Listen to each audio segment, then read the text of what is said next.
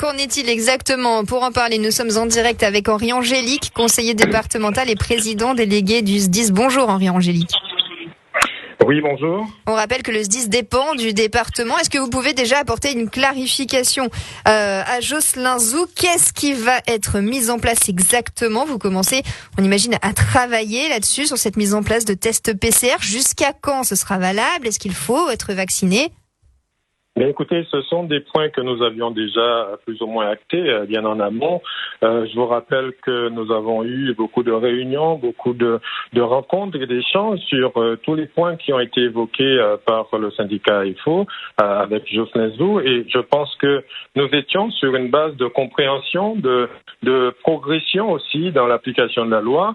Et je rappelle simplement que pour nous, il n'était pas question d'aller trop vite, de comprendre, de passer par une phase de compréhension des problématiques qui nous étaient présentées. Et comme vous l'aviez dit tout à l'heure, le conseil départemental joue pleinement son rôle. C'est une structure qui est un amortisseur social. Vous pensez bien qu'il est important pour nous de rester dans ce cadre-là, dans la réflexion autour de cette problématique qui nous est posée.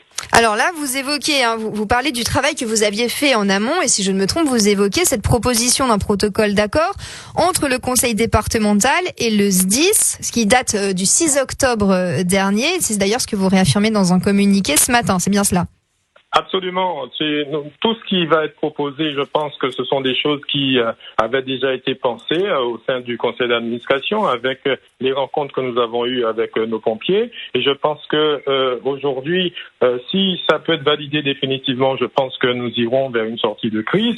Et dans le cas contraire, je pense que les choses vont se compliquer. Une chose est certaine, et j'ai envie de simplement faire appel à l'intelligence de chacun. Il est important que nous puissions trouver une issue favorable à tout cela. Je pense qu'aujourd'hui, beaucoup de points concernant le SDIS avaient été actés. Et si ma mémoire est bonne, le vendredi 12, lorsque nous avons rencontré l'intersyndicale, il n'y avait qu'un point le plus important pour eux, c'était l'obligation vaccinale. Et j'ai rappelé à ce moment-là que ça dépassait ma compétence, mais que tout ce qui était dans l'ordre des choses pour le conseil départemental, eh bien, nous avons accompagné, nous avons décidé de renforcer tout ce qui avait été décidé par l'ancienne gouvernance et aussi d'aller encore plus loin dans le cadre de l'action que nous menons avec nos sapeurs-pompiers. Henri Angélique, est-ce que vous pouvez nous rappeler ces propositions et nous dire si certaines sont d'ores et déjà acceptées?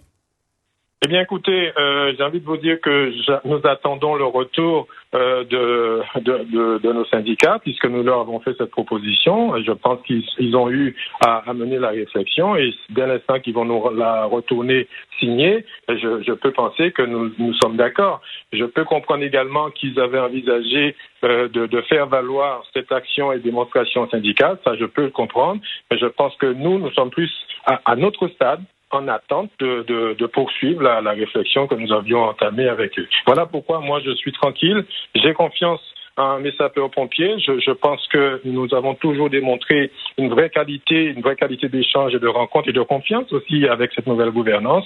Donc je sais également pouvoir compter sur eux pour qu'on puisse sortir par le haut dans cette crise, parce que la Guadeloupe regarde les pompiers, la Guadeloupe entière, mais malheureusement le monde aussi a un regard sur nous. Je pense qu'aujourd'hui, tous ensemble, pour la Guadeloupe, on doit sortir par le haut de cette histoire. Bon, je rappelle quand même quelques-unes de ces propositions, puisque vous les rappelez dans ce communiqué: la mise en place de tests PCR gratuits toutes les 72 heures, la réalisation de tous les avancements 2021 des agents qui remplissent les conditions avant le 31 décembre, recrutement de sapeurs-pompiers sans concours, mise en place d'un suivi psychologique du personnel suite à la 4e vague, création d'un groupe de travail chargé de mener une réflexion sur le parc automobile et l'ouverture de processus de mobilité de certains grades. Par ailleurs, est-ce que vous pouvez revenir sur cette mission de dialogue qui est annoncée, qui est censée venir ici?